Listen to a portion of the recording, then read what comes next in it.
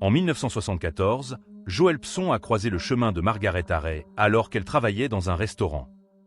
Sans tarder, il l'a invitée à une aventure inoubliable, lui proposant de l'accompagner dans une expédition sur le sentier des Appalaches. Joël, âgé de 26 ans, n'était pas un randonneur expérimenté, mais il avait un esprit aventureux et un amour pour les activités de plein air. Il avait fait du vélo de sa ville natale, Hartsville, en Caroline du Sud, jusqu'au nord de l'Ohio. Sa passion pour le cyclisme avait évolué vers un intérêt pour le backpacking. D'une manière ou d'une autre, il a réussi à persuader Margaret, une jeune fille de 17 ans qu'il venait de rencontrer, de le rejoindre sur le sentier des Appalaches. Margaret Harey n'était pas une alpiniste, mais sa curiosité et son désir d'aventure l'ont poussée à accepter l'invitation. À l'époque, elle était étudiante à l'Université du Sud de la Caroline du Sud et cherchait quelque chose de plus dans sa vie. Elle croyait qu'une aventure comme le sentier des Appalaches pourrait lui donner une nouvelle perspective et peut-être même une orientation pour son avenir. Margaret appréciait l'attitude de Joël Pson et a clairement indiqué qu'il n'y avait pas de relation romantique entre eux. Cependant, elle partageait l'esprit aventureux de Joël et lui faisait confiance. Après avoir expliqué la situation à ses parents, les convainquant qu'elle participerait à une expédition de groupe sur le sentier, plutôt qu'à une simple excursion à deux, Margaret et Joël ont commencé leur voyage. Le point de départ sur le sentier était à 37 miles au sud de leur emplacement actuel, marquant le début de leur aventure. Le premier jour de leur voyage, Joël et Margaret ont commencé la randonnée un peu tard, ce qui a entraîné une distance parcourue plus courte que prévu. La majeure partie de la randonnée s'est déroulée dans l'obscurité de la nuit. Le lendemain, à l'aube, ils ont commencé leur première journée complète de randonnée. Rapidement, ils ont réalisé la difficulté du sentier des Appalaches. Même avec les progrès modernes en matière d'équipement de randonnée et de technologie, le sentier reste un défi. Au début des années 70, cela devait être encore plus difficile. Il n'est pas surprenant que moins de 100 personnes aient terminé le sentier l'année précédant cette histoire, en 1973. Joël et Margaret portaient des sacs à dos lourds avec des structures externes. Margaret a commencé à développer des ampoules avant même le déjeuner, mais malgré cela, ils ont continué. Ils se sont arrêtés pour discuter avec un groupe de travailleurs qui effectuaient des travaux d'entretien sur le sentier. Ils ont continué leur marche et, en fin d'après-midi, ils sont arrivés à un carrefour menant à un abri. À ce moment de la journée, ils n'avaient parcouru que 6 miles, mais ont décidé qu'ils ne voulaient pas aller plus loin. Cet abri serait leur maison pour la nuit. Joël et Margaret ont descendu le sentier latéral de 200 mètres vers l'abri. Quand ils sont arrivés, ils ont rencontré un homme nommé Ralph. Il n'y avait personne d'autre là-bas, alors les trois ont partagé le campement pour la nuit. Margaret n'a pas beaucoup pensé à l'homme à l'abri, peut-être à cause de l'épuisement. Elle était sur le sentier depuis presque 24 heures à ce moment-là.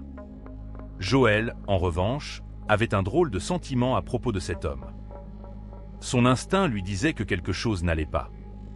Il était particulièrement anxieux, alors lui et Margaret ont marché jusqu'à la source d'eau loin de l'abri. Là, Joël a dit à Margaret que Ralph ne ressemblait pas à un randonneur typique. Il ne portait pas de vêtements de randonnée normaux et n'avait pas l'équipement typique qu'un randonneur porterait. Joël était inquiet, craignant que Ralph ne fouille dans leurs affaires. Ils sont retournés à l'abri et, à leur soulagement, ont découvert que Ralph n'avait touché à rien. L'interaction entre Joël, Margaret et Ralph a été minimale, mais Joël a commencé à développer une certaine sympathie pour Ralph. C'était à la fois au sens littéral, car Ralph aidait à garder l'abri chaud, et au sens figuré, car Joël a commencé à apprécier l'aide de Ralph. L'effort de Ralph pour collecter du bois, une tâche ardue après une journée entière de marche, a impressionné Joël.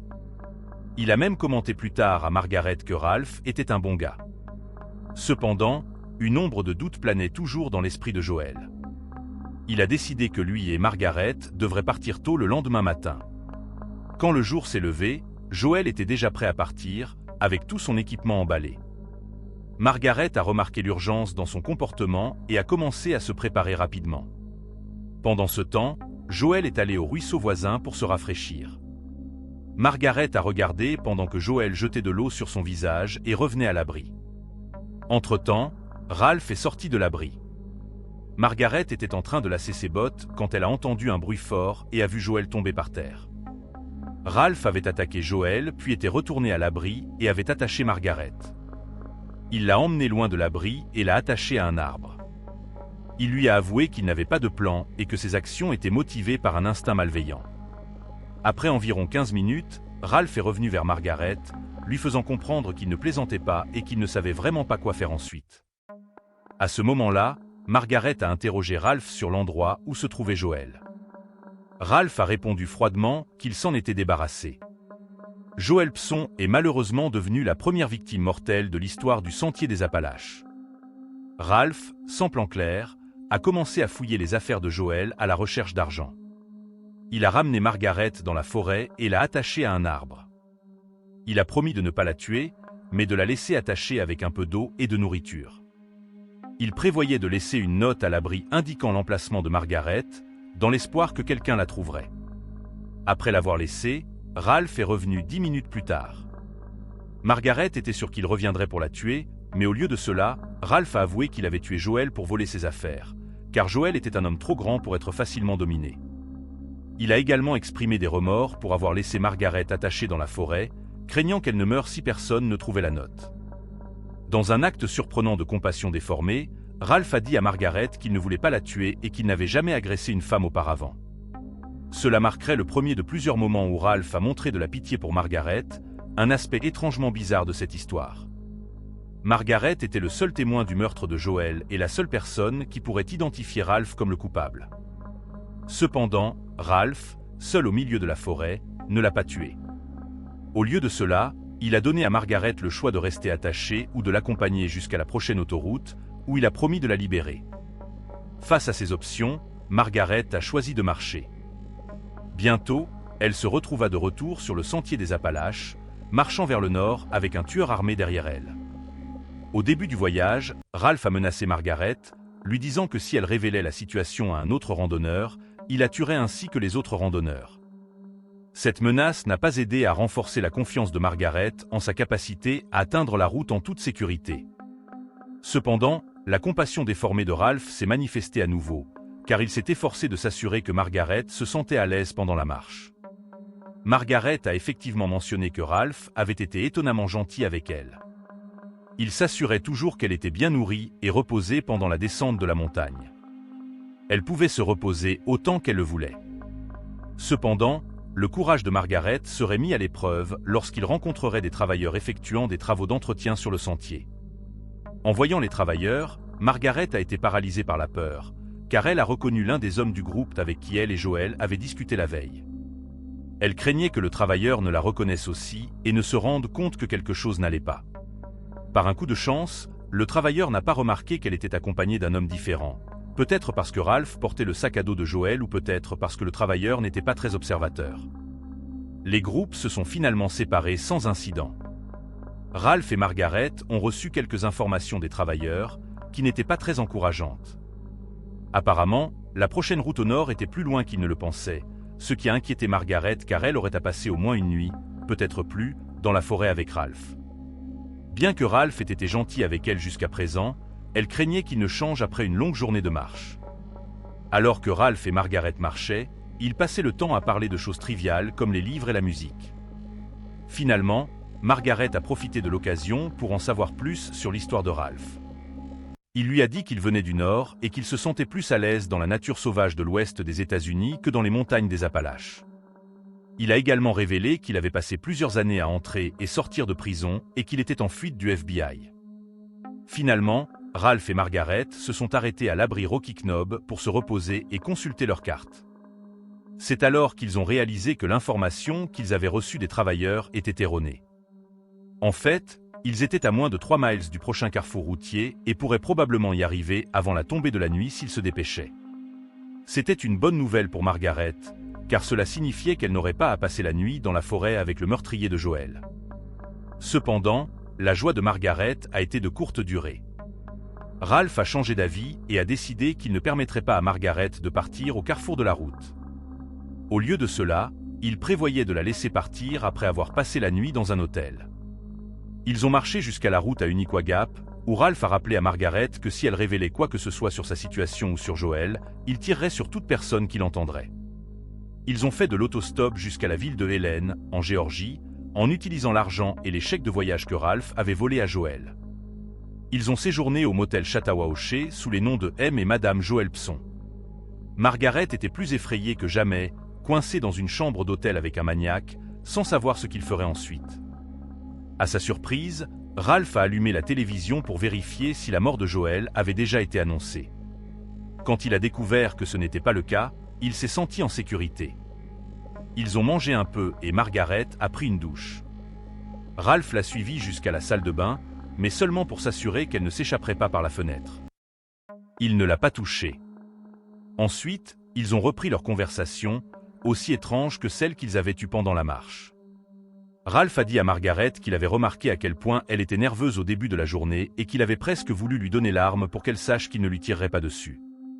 Il a partagé des faits particuliers, comme connaître personnellement le chanteur folk Carlo Guthrie.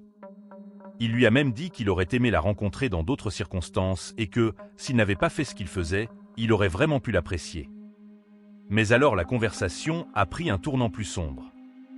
Margaret a interrogé Ralph sur son passé violent, notamment s'il avait déjà ôté la vie à quelqu'un avant Joël. Ralph a confirmé, mais a essayé de minimiser la situation, affirmant qu'il s'agissait plutôt d'une question de confrontation ou d'autodéfense.